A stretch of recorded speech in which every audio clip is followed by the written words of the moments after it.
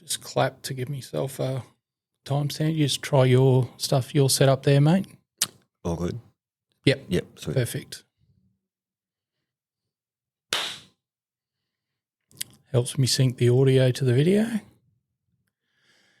All right. Okay, guys, welcome this week to the 17 Media podcast, and we are very fortunate to have one of our current Broncos in Corey Jensen. Welcome. Thanks for having me. No problem, mate. Looking forward to unpacking a little bit more about yourself. So, but before we jump into things,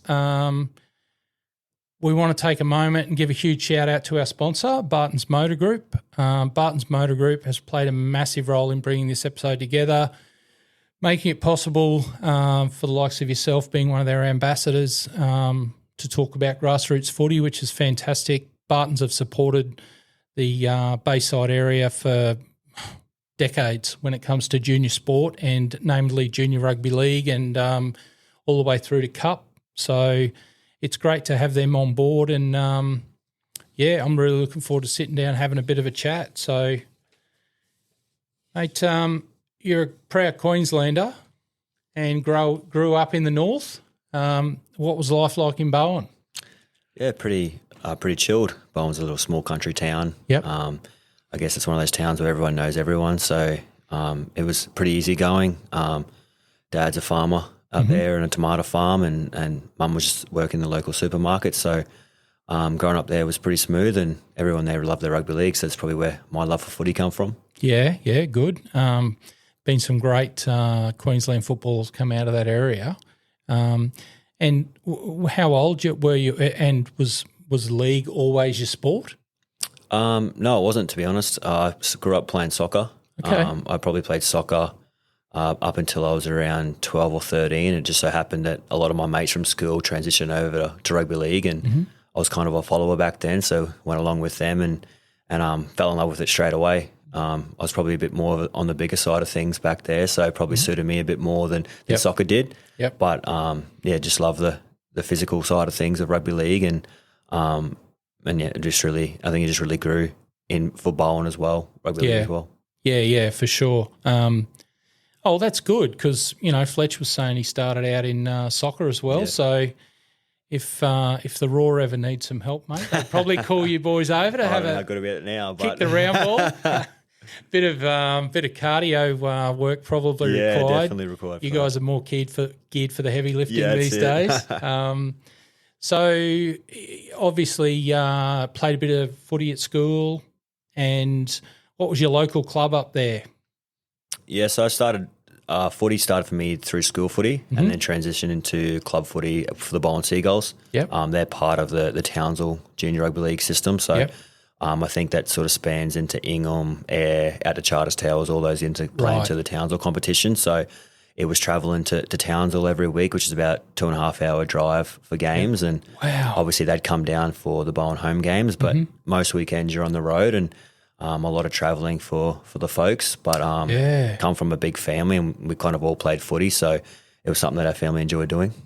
Yeah, that's that's a huge commitment, and I think the kids in this area, probably an hour or a bit maybe is the most we got to travel. And it's funny, we went to a carnival a few years ago out at Chinchilla called the Adrian Vowles Cup, and the kids in our team, which was Redlands at the time, were blown away that there was kids driving 2.5, 3 hours to get to a game. And the other thing, they had referees, so the referees had to really schedule the matches so that they could make all the games and have the right amount of travel. So huge commitment. So obviously your parents and family, like you said, were pretty big supporters. So that makes it easier.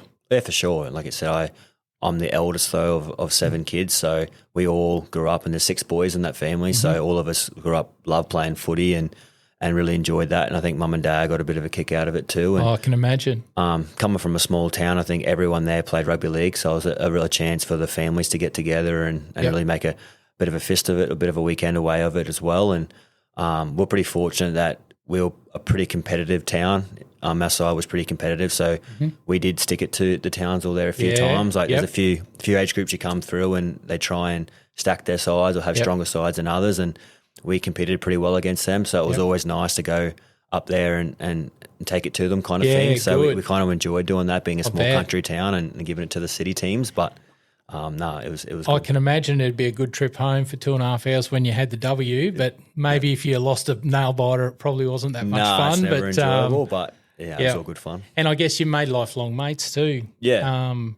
That you can share your journey with. So you finished school, and then where'd your rugby league journey take you sort of after that? Yeah, so I was I played Cyril Connell's under-16s while I was still at Bowen. Yep. So I was there, and then I got scouted by the Cowboys for a scholarship from that competition. And then my last year of school transitioned to Townsville, where I went to Ignatius Park. Because of that scholarship, they kind of recommended that I come there just for opportunity purposes and playing a bit more footy during the year and stuff like that, and a few more games to help my development. So I travelled, moved to Townsville for grade 12 and stayed at a home sit. So one of the teachers there stayed with them and two other boys who actually came from Ingham. So there was the three of us there with their family, and they kind of took us in and it went into the footy system through the school, and then did my last year there and played all the competitions through that school, and we had a pretty successful side and did pretty well that year. And then post schooling, went into the Cowboys under-20 system, where I then also played Melbourne Inga for the Townsville Blackhawks during that period.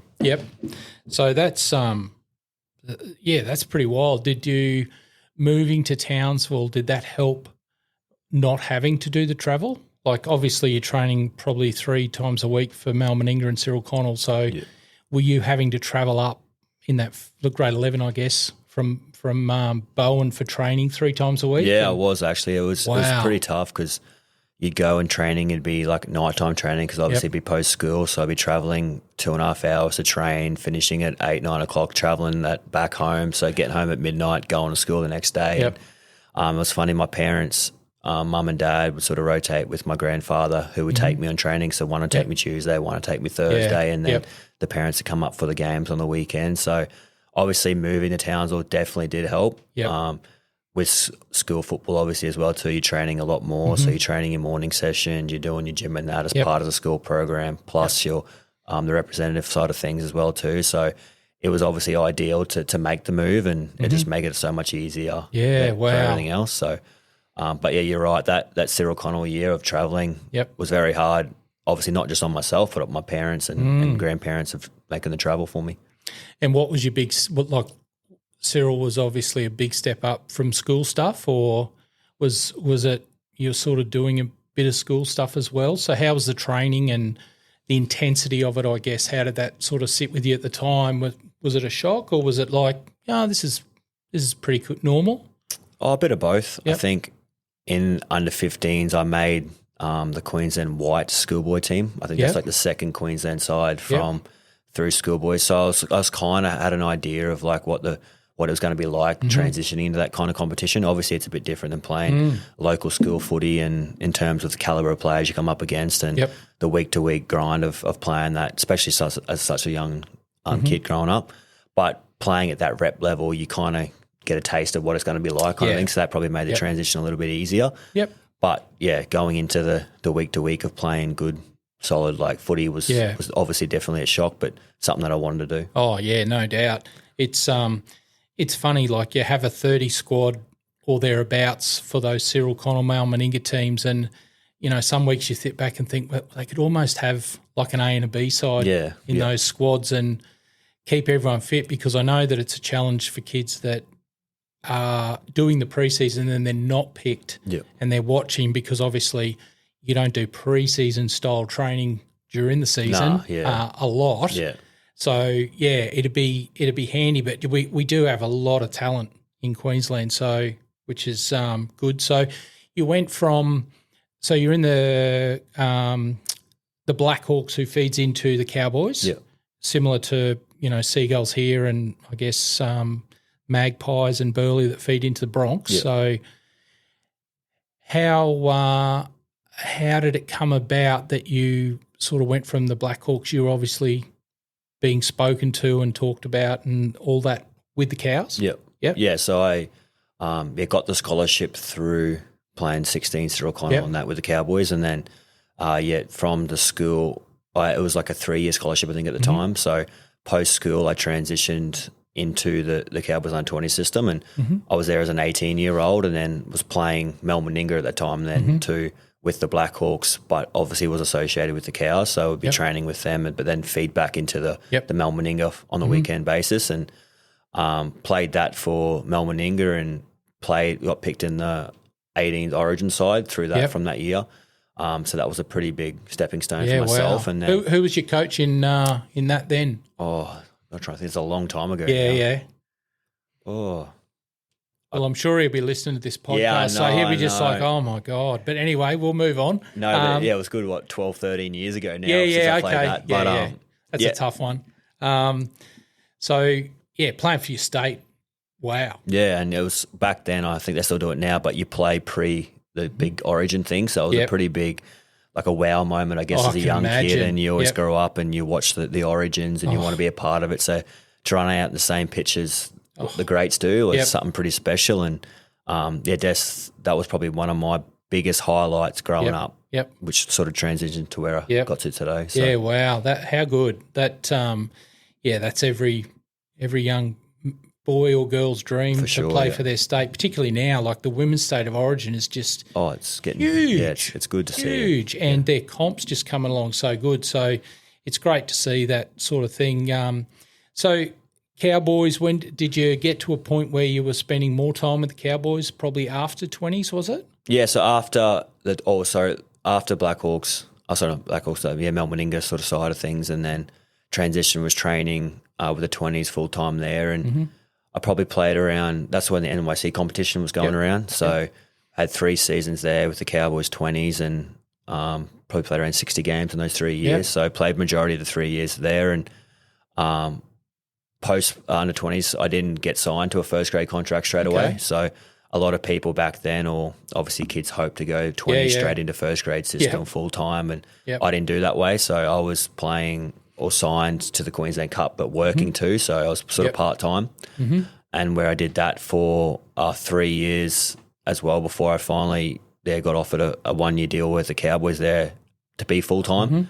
And then, sort of transition into that from there. Yeah, wow. So, I mean, look, let's face it, the Q Cup's a great competition too. So, and there's only so many players that can get into the NRL. Yeah. So after a couple of years in the Q Cup, was the fire still, obviously the fire was still burning, but, when you entered those seasons, were you sort of thinking, this is what I need to do to get a call up, or what was your thought process through that period? Or were you just content playing Q Cup and letting your footy do the talking? Oh, a bit of both. Like I kind of knew or had a feeling that the transition for me, even if you were signed to first grade straight away, that you'd probably have to play Cup to get used to playing against men, the physicality. Because you're playing, I guess, kids football, not kids football, but boys football through the under 20s, where you're not really probably exposed to the physicality of things that you would be in the NRL. So for me, it was just another step to get to where I wanted to get. Sure. I always had the motivation and drive that I knew that if I could play my best footy, that an opportunity will come. Yeah. However long that took, like I was happy to just to bide my time and just keep working hard. And for me, it was like, okay, well, I'm not having to step back. A lot of kids, I think these days, think that if you don't get signed straight out of 20s, that it's a step back to playing Cup before getting, I just found it as a step to get there, because I knew, like, realistically, if I was signed first grade, I'd be playing Cup first anyway.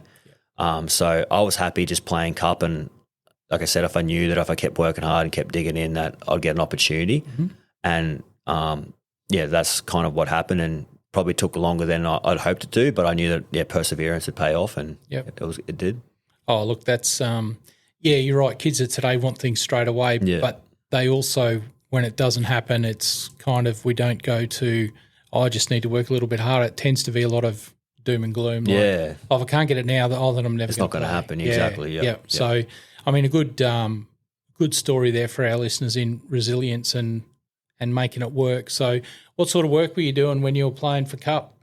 A bit of everything, really. I was doing some teacher aid work. local school up there in Townsville, and then did a bit of bar keeping work and that as well, and working on the grounds up there at the Brothers Leagues Club there. So they put me on. I was doing a bit of the lineman work and doing bits and pieces around the field. So just stuff that I could really do in and around. I was studying at uni at the same time as well. Right. So I did sport and exercise science through uni. So was doing that part-time, training, and then working obviously to make ends meet. So pretty really. Exactly, to make ends meet. So pretty busy. Yeah, you have to. And I was trying, I was pretty fortunate. My parents were big believers of having something to fall back on if rugby league didn't work out. And I try and preach that to a lot of kids growing up now, that I know that footy is just everything and they just want it to happen. And realistically, not everyone's going to play in the NRL. And I think there's a very small minority or percentage that actually go on to play NRL. So, and I was fortunate that it was something that, mum and dad really hammered down to me and said, look, that's your goal, but if it doesn't happen, you need something to fall back on. And I always had a love for sports and exercise. So I was like, well, I'll get this degree done. And if it wasn't to happen to play in the NRL, then I'd have something to fall back into. And I'd have a degree there where it may help me to, or still be a part of a rugby league system in some aspect. And because I just love sport in general. Yeah, for sure. Oh, that's awesome. And like you say, a plan B is not something that's really considered, but in life it's probably a great idea to think about that. Yeah. Because, most of them, the young guys, they back themselves and that's fantastic. Yeah. But even if you make it to the elite, there's rugby league or I should say professional sports, probably one of the shorter careers out of all professions. Yeah. So it's not going to last forever. So, no, I think they say on average, especially for rugby league, if you get in the system, it's 3 years or something like that. Like it's nothing in terms of like if you're obviously very fortunate, as I have been, to play longer. But the minority don't. Like if an average is 3 years, you got people that are playing one, and then very minority they get to play a 10-year career, absolutely. and even 10 years still in general is short compared to the rest of your life. So 100%. Yeah, some people go through 10-year stints at 3-4 employers in their life. Exactly. So, were you always in the forward front row? What positions did you start out playing? Any obscure position? I did actually. Growing up or earlier on, I played in the halves. Really? Yeah, ironically. It was so weird. I don't know whether it was just because I just picked up the game of rugby league easier than most. So I watched a lot of footy and stuff like that and just picked it up. So I probably had the IQ, something a bit better than other players. I wouldn't say I was the best half going around, but growing up in Bowen and probably just picked it up a little bit quicker, and then didn't take too long that I transitioned into the back row and then actually into the middle, just as obviously your physique fills out and whatnot. But I was a weird one to start in the halves. Yeah, I bet the halves were happy to see you move to the back row. Oh, I think so. Yeah. By the time I got a little bit older, it was probably a no-brainer to move there. Yeah. Oh, that's good. So, and you're obviously playing front row now. So, when did front row position come for you? Was that in the 20s or Mel or? Probably, more so Mel. I played a little bit, probably more back row in Cyril Connell. Played middle in Mel, bit of middle and back row in 20s and that. And then it was ironic that one of the reasons I didn't get signed straight out of 20s was that they thought that I needed to get a little bit bigger at the time. I was probably a bit more of a leaner back rower through 20s. So that probably was a bit more of a motivator for me too, out of that to, okay, I need to get a little bit bigger, pack on a bit more size. So that probably helped the transition to the middle a bit more, knowing that as well. So that for having them see me more as a middle, then that was what I had to do. And what's the differences between the two positions? Because they are a little bit different, aren't they? Yeah, I think, growing up, you play in the forwards, but then as you get a little bit older, like obviously your jobs and whatnot that you have to do, and they see, obviously, I reckon back rows these days are more 80-minute back rows, and you need to have like your defensive movements and IQs are probably a bit more different than playing in the middle. In the middle, you're sort of in that washing machine. You're just going all day, where you need to have a bit more smarts about you on the edge and connecting well with your halves and your outside and your back outside backs and that as well. So there is a bit more involved, I feel, mentally when you're playing the back row. In terms of like work rate and whatnot, you're probably going a bit more in the middle. But they both have their similarities, and then obviously in attack you run your lines and that on the edges there. Where in the middle you're just trying to get your team forward and get your team forward, make your tackles. Make your tackles. Do that hard nitty gritty work, which I like doing, and it's probably something that I've sort of based my game around because I've never been the most flamboyant player. And that's the thing. There's some fancy footwork in the middle at times, but there's a lot of fancy footwork out on the edge. Yeah, exactly. Exactly. And in one of our previous episodes, Fletch was saying, he doesn't like it because it's easy to get stood up by someone out there with some fancy footwork. Yeah, exactly. Yep. When you play on the edge there, a lot of the times you might end up in a one-on-one position. If you have someone with a bit of feet there, it can make you look silly. So it's not too bad being in and around the middle there. I bet. So then you've gone from there and you're on to Cowboys. So when did you were approached by the Cowboys and give a scholarship, but did you have a manager at that time, or you have someone reach out to you as a manager, or did you manage yourself, or what was the story? No, I was actually pretty fortunate. So the manager that picked me up when I had a scholarship through Cows at 16's helped me out. I still have now. So I've had the same manager for my whole career, and he's been really great. Yep. Like, he's easy to talk to. Cole Davis. Yeah, so I've worked with him, since I was a 16-year-old kid. So we've had a long-term relationship. That's a massive attribute for a manager. Yeah, for sure. And he's always been open and honest to me, which is what I really like. And he's always been there for me and helped me out a lot. So I guess I have to owe a lot to where I am today because of him. Yep. So it actually obviously made things, because I didn't know how things worked or what things were going there. So all the advice I had was to get yourself a manager so you don't have to really worry about that. And like I said, to have someone as loyal and works hard for me, like him, I was very fortunate. And is he active now? Does he have plenty of talent on the books? Yeah, I don't know. I know there's a few boys. I know he's got Benny Hunt that's there, and Harry Grant, and that they're down at Melbourne. So there's a few boys there that I know that he has. And so I don't think he has a great deal of players, which is probably not a bad thing. Like, keeps you in touch, and that does a bit small. You got some managers who have a lot of players. You might not hear from them on a regular basis, but Mum always reaches out to me and would ring for a chat every fortnight to a month. Good. So it's nice to know that you're still in around there, and probably why I've been with him for so long. Yeah, and I guess that's the thing too, because they play a support person role. They get your stuff done and advice and feedback and stuff like that too, which is always helpful. Yep. Because we know that young rugby league players sometimes they don't like to hear feedback. So it's you need the good feedback, but also the feedback that helps you improve. And I always say, if you're not winning, you're learning. So absolutely, it's always constructive feedback whenever it comes from it. So most definitely. So Cows, did you play some first grade stuff with the Cows? Yeah, so I debuted in 2017. Was fortunate to play 17 games in my first year. Wow, that's cool. Played in the grand final actually that first year against Melbourne. Like, they touched us up that year, but was in it was a pretty fairy tale run being my first year in grade and playing in a GF. But managed to play, I think it was close to 60 games over the 5 years I was there. Before coming down here. Wow. Gee, grand final, that would have been pretty wild. Yeah, well, I mean, win, lose or draw, that's kind of a pinch yourself moment. Yeah, it was funny because that year I actually remember that we were sitting ninth going into the last round of the competition, and we needed results to go our way. And I don't know, if it must have been a team that was sort of down the bottom was versus a team up the top, and we needed that team to win, and we're like, it's going to be a no hope kind of thing. So we were kind of prepared for our season to finish there, and they somehow managed to beat that side and pushed us into eighth. And then we went on a knockout run every week. And so just high intensity, must win. Our first finals game went to Golden Point, and we beat Cronulla by 1 point. And then the following week we played the Eels, underdogs, won that. Then Roosters, they said they had no chance. Probably played our grand final the week before the grand final, to be fair. And then come up against a red-hot Melbourne side in 2017 who probably were one of the best teams I played against, to be honest. And that was too good on the night. Who's that was post the GF up there that they won, wasn't it? What was that? Yes, they won in 2015. Yeah, they beat Brisbane there in 2015. And then I think 2016 they made the prelims. And then, 2017 we had that nice run. And off the back of, I remember Michael Morgan and Jason just having outstanding years that year and kind of carry us to the grand final. But it was pretty surreal to be a part of something so special in my first year of NRL.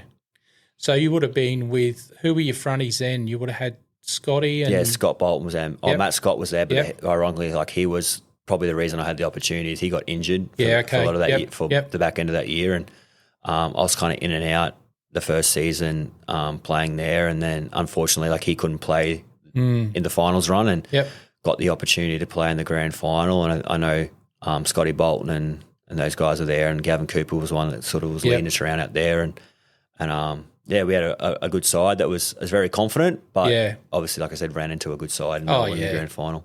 Yeah, Melbourne are remarkable, aren't they? The amount of success they've had over such a long period of time. Yeah, it's probably just what you're in awe of their consistency. Oh, yeah.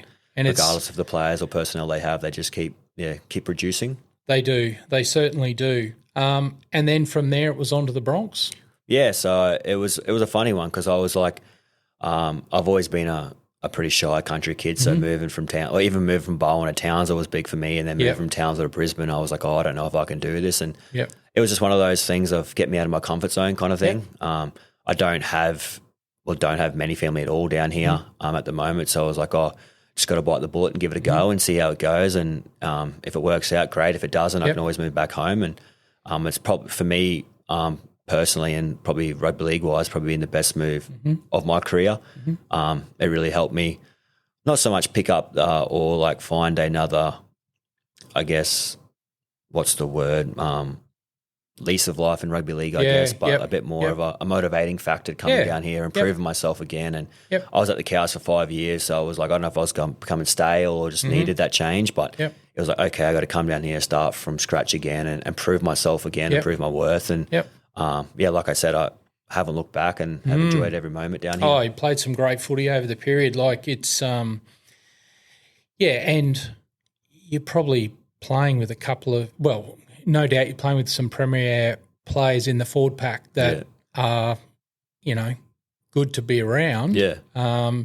You would have, like, no doubt you've mentored those guys a bit because of your age and your experience and all that, but playing with players like Paddy and Payne must be pretty cool. Yeah, it's funny, like you say that. Like I played with some great forwards and Jason Tomalolo and Gav Cooper and those, Matty Scott, like I said, and those guys and in Townsville and stuff like that. And I really looked up to a lot of those guys. And then coming here, and then like you said, you have Paddy and Payne, and I'm probably obviously a little bit older than what they are, but I'm still learning so much from them. They're obviously two premier forwards in the competition. They've played state, they've played Aussie reps and stuff like that, and I still feel like, even though I am a lot older than them, I'm learning still. Which is, I think it's a big thing, not just in rugby league, but anything you do in life. Like you constantly want to keep learning and keep getting better.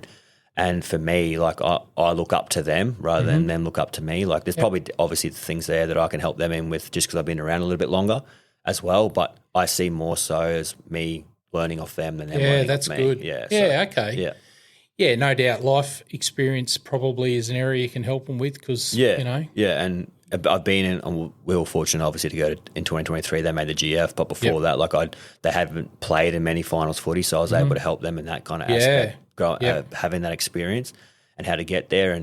But I have to admit, like everyone there at the Bronx, and even the younger blokes, like just their willingness to learn and want to get better. It's really like it's an eye opener to see, and it's really great to see that they just at such a young age have that motivation and drive to be the best they can be. Yeah, and they're certainly developing their talent. Like some of the younger academies that they've got going on. There's some really good players that are coming through, and I guess that's always the case. Yeah, and that's the thing. I think obviously being an older player, you see how much development has improved over the years in terms of like the development systems each club have, and clubs like I know the Bronx there, they have their development system where the young kids go in and train 3 days a week and do their stuff, part of the development. Like back in the days, you didn't really have that. Like you'd play your feeder things, and then you might go for a scholarship camp once a year, or everyone that scholarship to a club would go in for a week here and there. But they actually have a development system where players, obviously that are in the town, go and train there 3 days a week. So you're in and around the system. You're always learning.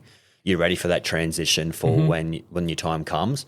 And I think obviously every NRL club will have that in some aspect, but it's the thing that's definitely improved over the years. Yeah. And why we're seeing such talented players and good young kids coming through, because they've had that nurturing coming through. Oh, look, 100%. And I take my hat off to it. And we talk about, the rep program, the rep pathway. Unless you're in it, you don't really know what it's about. Yeah. Being fortunate enough to be around the Seagulls here with their rep teams, the cohesion between, say, the Wynnum Manly Seagulls and the Brisbane Broncos is really strong. Yeah, and you can see that there's players coming back and going up and doing all that, but also in the younger versions. Like there's a lot of Broncos players that have been placed at Wynnum, and, they are helping the kids around them. Like they're obviously great players, but you can tell they don't walk in with a chip on their shoulder. No. They just walk in and they're all there and they make a one unit and away they go. Yeah, for sure. I think obviously having those clubs that are associated with bigger clubs definitely helps out the player. And I've actually played a few games at Wynnum there too, and like you're going back there, they're my affiliate teams, so going back there, and you want to perform well for that team. You want to make them, that's your priority when you're back there now, is to perform well for them. They're giving you an opportunity, and you know personally that you obviously want to be playing first grade, but you're back there playing with them there, and they're there as your pathway to get back into there. So performing well for them is what your priority is at the time. And like you said, it's those young guys are coming through, and you see a lot of Bronx development players playing the Colts and then going through, and like that, it is a good system that they have set up there. I think it is, and one of the things, and I've had a chat with Jock Madden on a couple of occasions, and he says, you know, being at the Broncos and being maybe a couple in line is fine by him, because you're at such a prestigious club that attract a lot of good talent. And he's been playing Q Cup the last, few games, and he's saying it's great just being able to get out there and play footy, but play footy in a system that is aligned with the Broncos. So it's, he doesn't feel like he's got two thumbs when he goes out there because it's a different game plan or a different system. So it's good to see that. Yeah, for sure. I agree. You have when all the teams that are associated with the Broncos, you have 3 affiliate teams and they play all similar to how you do it, it makes it easy to transition back there. And when you come back to what the players are very similar. Like how you play is very similar. So it makes the transition coming back quite smooth. Yep. It can be challenging, obviously, if you come back and you have to learn a whole new system and try and fit into that. And obviously you do your best, but you're not training there from week to week. Correct. So having the similarity between the two systems, it's good. Yeah, it really makes it easier. Because you can get plugged in sometimes. You miss the captain's run. That's what I mean. Yeah, you get thrown in. You got to know what you're doing. It's easy to be able to tell what the plays are, but being out there and doing it's a completely different thing. So having things and having calls that are very similar, it definitely makes it a lot more cruisier. And I guess for Jocks being in the halves, he needs to know that and needs to have that simplicity to be able to run the team around. For me, it's just get the ball, run hard, get the ball, run hard. The job's pretty simple regardless of where you play. But I can see how it'd definitely be beneficial for your spine players to know those sort of things. And they've had some really good comeback wins too, which no doubt being involved in that system has helped. Oh, for sure, So they've had a couple of nail biters. They've been down a bit at half time. They've come back and they've had some wins. So they've been going well. And I think, but he's like you said, he's just relishing the opportunity to play some footy. I'll just restart that camera, mate. Yeah. It times out after bloody 30 minutes. Oh, does it? Yeah, which is painful, but.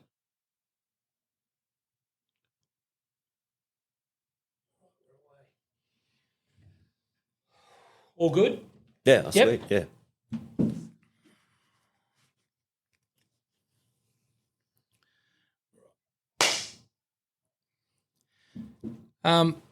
Okay, so just getting back to Bartons Motor Group, obviously you're an ambassador for them, so you're doing some work with them, and obviously one of those things is you get a car. So what are you driving now? At the moment I drive a Hyundai Tucson, so it's a hybrid style car.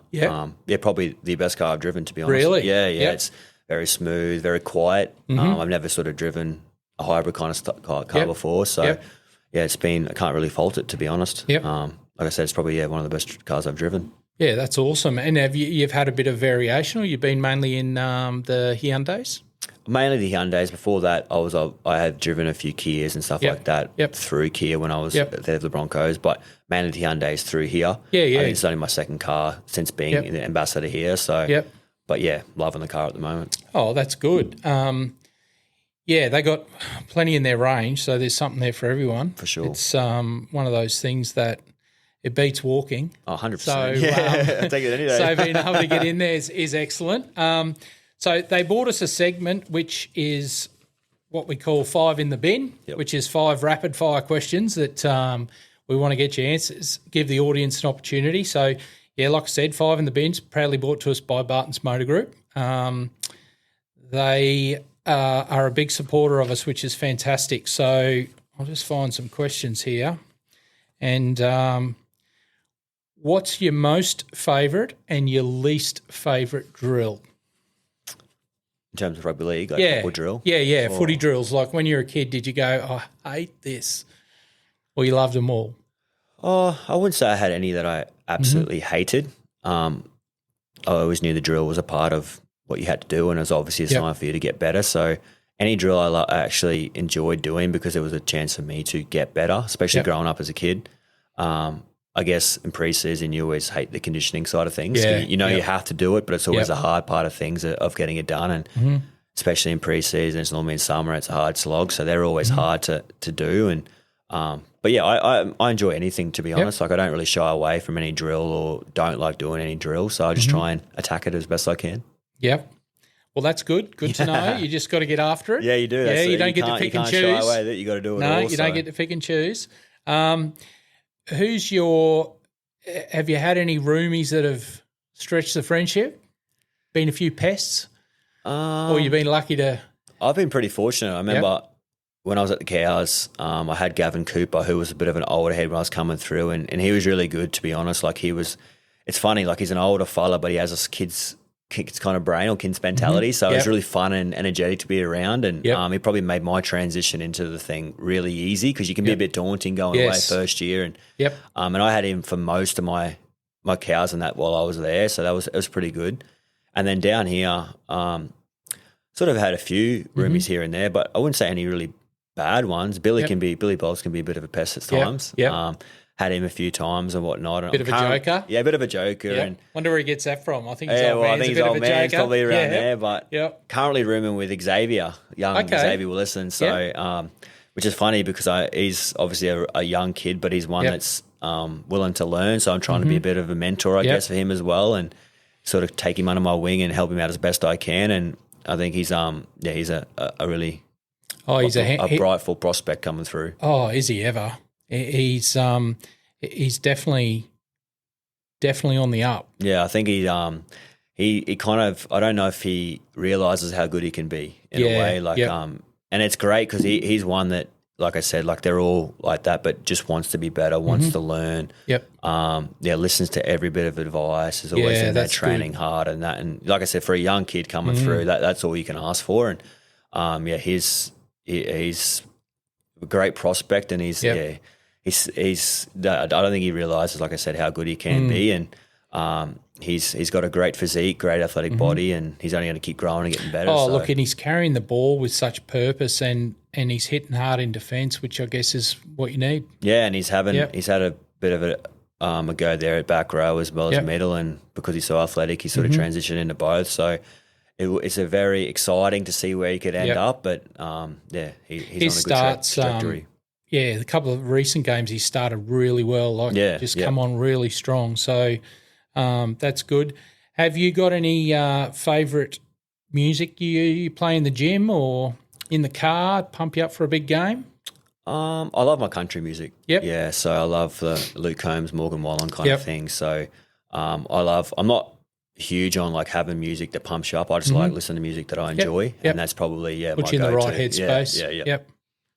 It's got to be better than some of the stuff those young fellas are listening to these days. Some of the stuff I don't even know what they listen to be honest. Like, you can't even hear the words, to be honest. Do you have any superstitions? I try not to, just because I know a lot of people say, like, do you eat the same thing before a game? Do you do this? I just find that if you have superstitions and you can't do them, then it plays with your head more than other things. So I just try and go with the flow. A lot of the times you're obviously traveling, so for instance, you can't predict what you're going to eat beforehand because a lot of it gets provided for you, so you have to eat what's there. And so I try not to have any superstitions before a game. I'll do, if we have late games, I'll try and have a nap during the day. That's probably one thing that I'll definitely try and do, depending on when we play. But that would be the only one. Other than that, it's pretty just take it as you get it. As it comes. You can't really try and dwell on the things that you can't control. So I just try and think of it that way. Because there's some that you can get that people can obsess over, and it's just and then if you can't do it, it plays in your head more than anything. So that's the thing. Like I listened to a podcast a while ago. I think it might have been Matty Johns, and Spud Carroll was on there. And some of the superstitions that he went through, I was like, my God. Like the right meal 3 days out, had to park in a certain parking spot to go to that meal. Yeah, see, like that would drive me crazy. Hectic. I was like, wow, there's next level and then there's that. So lastly, if you had to pick 4 players to do a 14-hour road trip with, who you got? Past, present, doesn't matter. 4 players? 4 players. If you had 4 mates, do you want to go on a road trip? Oh, I'm going to do Kobe Hetherington and Corey Pakes, just because they're both country kids who I think I'd got a lot of similarities with. Similarities. Be able pretty to have a good go with yarn the flow. About, pretty chilled, pretty laid back. Yep. And I think they're actually be pretty good navigators in terms of where to go, what to do and whatnot. Good. So those 2, I'd have to take my wife. Yes. I guess I can't leave her behind, so she'd have to come as well. No doubt.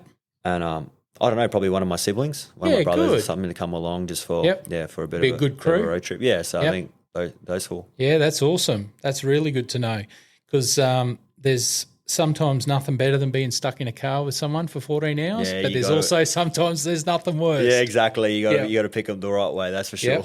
I could see he's cruising along in your Hyundai hybrid. That's it. Having fun. Look. Yeah, I guess the journey for our podcast is it's all about kids and how they get there and learning from others, and what you've shared with us today is invaluable, and there's going to be plenty of kids out there that are doing it. What advice have you got for young men and young women that are in rugby league? I've heard patience a lot, but anything that you'd pass on to the audience? I've always sort of preached to myself, and I try and tell a lot of young kids, obviously if you have a dream, to follow it, I know, but also be realistic about things as well. Like for me, I think a lot of it too, like I had a lot of doubters when I was coming through in terms of people like that didn't believe that I'd get there. Obviously growing up in Bowen, small town, you're not going to make it. You're not from one of the big cities. Yep. So a lot of that was motivating things for me. But I also had a lot of just self-confidence that I could back my ability, that I could achieve anything. Yep. So for me, it'd just be, back yourself, but have something that to fall back on. Like professional sport is so hard to get into, and only the very fortunate ones will get there. So have something that you love second to whatever you might want to do, whether that's rugby league or whether that's any other sport or any other aspiration you have. Always have something to fall back on, but don't let anyone tell you that you can't do it. Yeah, that's so good. Just strive to get there. And if you don't, then you don't. But at least you know that you've given it your all and you're 100%. And that's the thing. Yeah. With anything in life, you give it your best. If you don't make it, you will never wake up wondering if you could have. Well, that's exactly, and have no regrets. That's another thing too. Like don't stop and don't have any regrets that you can't get there. And if you don't get there, then just know you've given it your all to get there. And it's funny, some of the players I've followed and young fellas and that I've seen, and there's a lot of luck in not giving up, resilience and hard work. 100%. And I've sort of based my whole career around that resilience, hard work. And like I said before, I'm not the flashiest player. I'm not the one with the skills. And I've seen countless number of players come through and way more skillful for me, way more better at rugby league and for me, but just didn't have the work ethic or drive to get there. And ultimately in the rugby league world, I guess you get to a certain point where everyone's skillful, everyone's got that talent, but it's those that want to work hard and do the extras to get to where you are. And that's it, isn't it? The extras. There. Exactly. It's whether that's your diet, your physical attributes, your extras that you do off the field to get to try and better yourself. Like there's only so many often that you can actually time you can spend at training. So it's what you do away from it. It's and that we discovered that earlier with a few of the episodes, which is, if you're training twice a week for an hour a day in club footy land, and you aspire to make Cyril Connell or Mal Meninga, you walk in on day one, you're doing 3 2-hour sessions a week. So if you want to get there, you've got to put in the extras yourself. You've got to find more time to do more. Yeah, because everyone's doing those 3 2-hour sessions. So if you want to be above those extra people, you got to do the extra work. And that's what I've definitely, and I've probably been fortunate in that, having that mental thing of like, okay, you're not the most skillful, you have to work hard. My whole career has set me in good stead because I know that's what is required to get there. Where a lot of people come through and they're obviously just very naturally gifted. They haven't had to maybe work as hard to get in certain things because of that. And they're finding it out the hard way because you get to a point where everyone's talented. Oh, 100%. And they haven't had to do the work to get there.